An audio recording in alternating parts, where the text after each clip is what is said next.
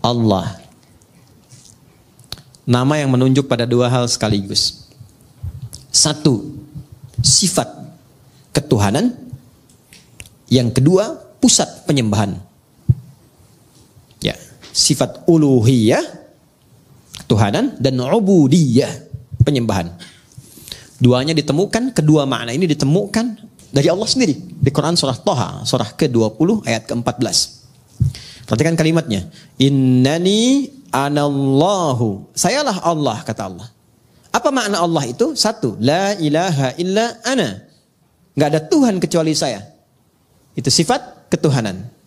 Jadi kalau sudah la ilaha illallah, nggak boleh menuhankan yang lain. Jelas ya? Harus ke Allah saja. Nggak bisa mengatakan lisannya semua agama sama. Kita menghormati, bedakan dengan penghormatan ya. Ingat, ya, bedakan dengan penghormatan. Kita menghormati keyakinan orang lain. Nggak boleh kita menyakiti. Nggak boleh melecehkan. Nggak boleh menghina. Ingat itu ya. Nggak boleh menghina. Di Islam itu menghina keyakinan orang haram hukumnya. Mencela haram, nggak boleh. Kita sudah tuntas dengan masalah toleransi itu tuntas. Kita punya ayat lakum dinukum. Maksa orang masuk Islam nggak boleh. Ini sedang ada bencana misalnya. Wah, ada banjir badang macam. Datang kita ke situ. Ya. Kemudian kita bikin makanan karena butuh makanan pokok, kita buat di sini. Rumah RKM Musyawarah bikin biskuit. Mereknya merek syahadat la ilaha illallah, dengan harapan ketika dimakan langsung masuk Islam. Itu dosa, nggak boleh. Ya, baik dari paksaan halus apalagi kasar. Yang kasar itu ada. Dikasih obat yang dosisnya tinggi. Nanti minta lagi, harus pindah agama. Ya, kalau enggak dikasih obatnya. Itu pernah terjadi di beberapa tempat di Afrika, ada yang begitu. Ya, nah itu tidak boleh di Islam. Kalau ada yang begitu nggak boleh. Anda dokter nih, ada pasien non muslim datang, dikasih obat yang sengaja dosisnya tinggi supaya datang lagi. Dan tergantung kepada Anda. Syahadat dulu, kalau nggak syahadat nggak saya suntik, ya kan? Dosa itu, ya nggak boleh.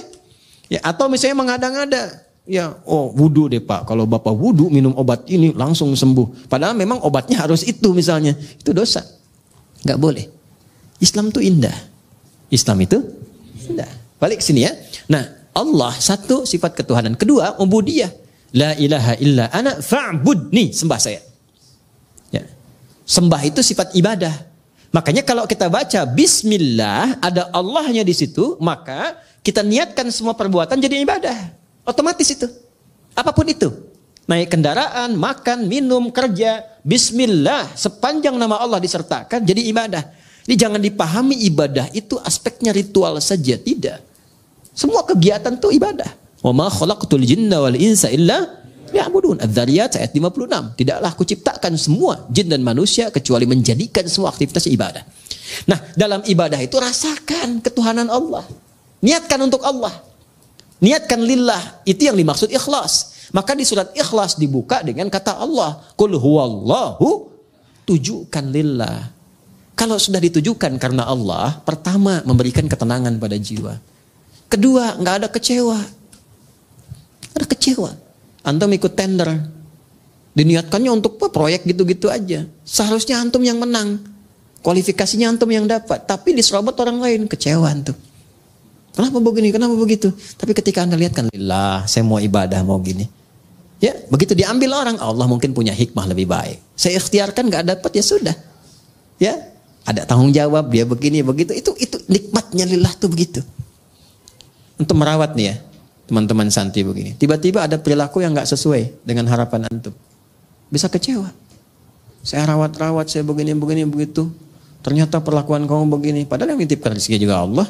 Yang menetapkan dia hadir di sini Allah. Ya kan? Maka ketika muncul sifat itu, hilanglah kemudian keberkahannya. Tapi ketika semua diniatkan karena Allah, maka ada sifat bijak, tenang hati kita, kita bisa membaca, oh ini, itulah tadabbur. Mungkin maknanya begini ya. Dia dititipkan supaya memotivasi kita lebih memberikan perhatian lagi. Kemudian perhatian itu tiba-tiba anaknya bisa berubah.